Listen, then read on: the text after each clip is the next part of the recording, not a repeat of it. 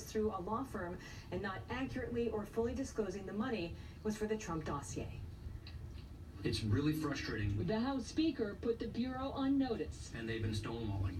The FBI and the Justice Department needs to give Congress the documents it's been requesting, and they need to do so immediately. Litigation over a congressional subpoena forced the disclosure that opposition research firm Fusion GPS approached Mark Elias, general counsel for the Clinton campaign, in March 2016. And a month later, a deal was struck with the Clinton campaign and the DNC to fund the project. The research led to the unverified salacious Trump dossier that was later shared with the FBI. On Fox, the House Government Oversight Committee chairman questioned whether former FBI Director James Comey, who led the Bureau at the time, knew about the DNC Clinton funding and still used the unverified research to launch the 2016 Russia probe and obtain surveillance warrants on the Trump team. I want to know whether the nation's premier law enforcement agency relied on a document that looks like the National Enquirer prepared it. Fusion GPS, led by former Wall Street Journal reporters Glenn Simpson and Peter Frisch, hired Christopher Steele, a former British intelligence officer, for the project. By the summer of 2016, Fusion GPS was already working for Russian lawyer Natalia Veselnitskaya, who sought to lift U.S. sanctions against Russia. While Fusion denies a connection, Veselnitskaya is at the center of the June 2016 Trump Tower meeting with Donald Trump Jr. after her associates promised dirt on Hillary Clinton. I wanted to hear it out, but really it went nowhere, and it was apparent that that wasn't what the meeting was actually about. British court records show Fusion told Steele to brief select American reporters at the height of the 2016 election.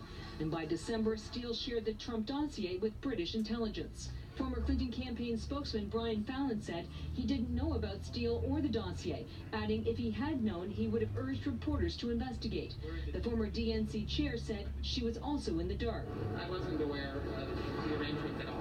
And the House Minority Leader went further. The Republicans are now going into all of these investigations. They just do not want to get the real story of the Russian intrusion and disruption of our election. According to court records, the federal court in Washington has given TD Bank until Friday to respond to the House subpoena. Lawyers for Fusion GPS and the bank are trying to work out a compromise before the new deadline, Brett. About the filing, there's just questions about the legality of whether they listed all of these things on the FEC forms or how they paid for it.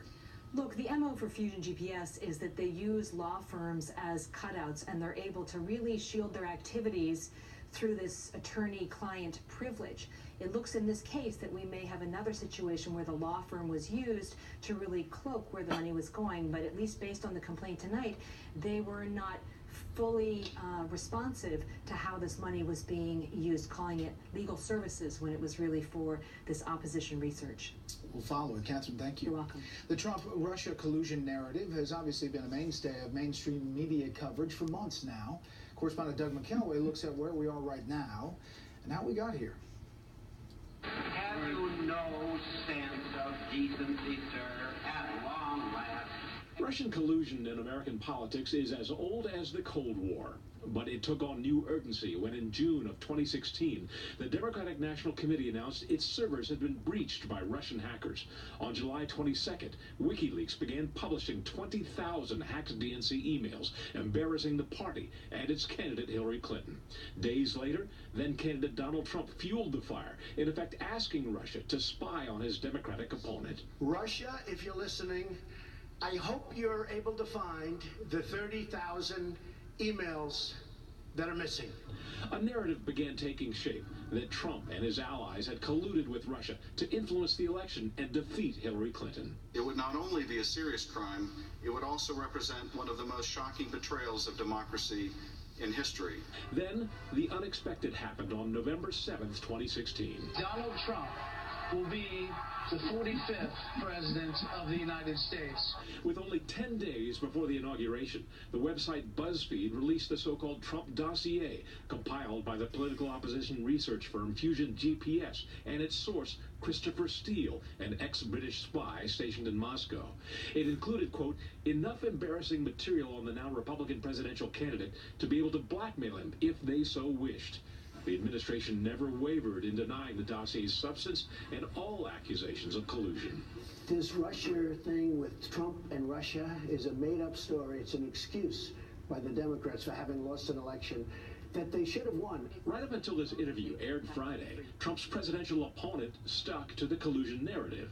The closer the investigation about real Russian ties between Trump associates and real Russians, the more they want to just throw mud on the wall, and I'm their favorite target. 4 days later, Trump's long months of denial appeared vindicated when the Washington Post reported the dossier was paid for by the Clinton campaign and the DNC.